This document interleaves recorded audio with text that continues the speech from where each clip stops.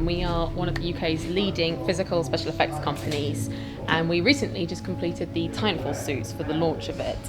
The suits themselves were just flight suits all meshed together to create the same look as the Titanfall pilots.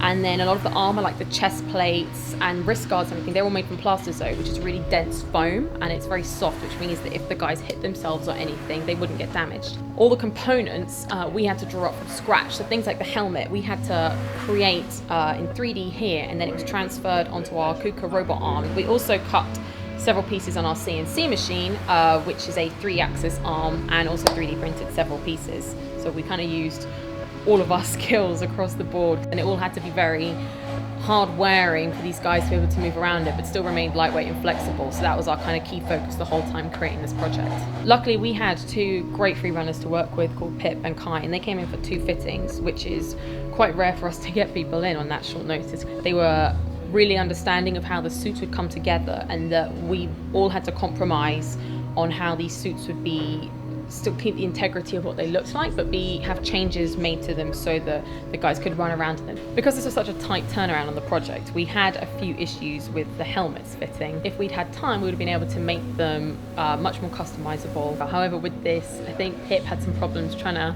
get his head inside the helmet and taking it back off again. But luckily, we had our technicians to hand to cut him out and make the helmets all nice and fit around him all nice and snug. Normal army boots would have been too clunky for the freerunners to move around in. So luckily we got some special boots in that then we adapted to suit the look of Titanfall.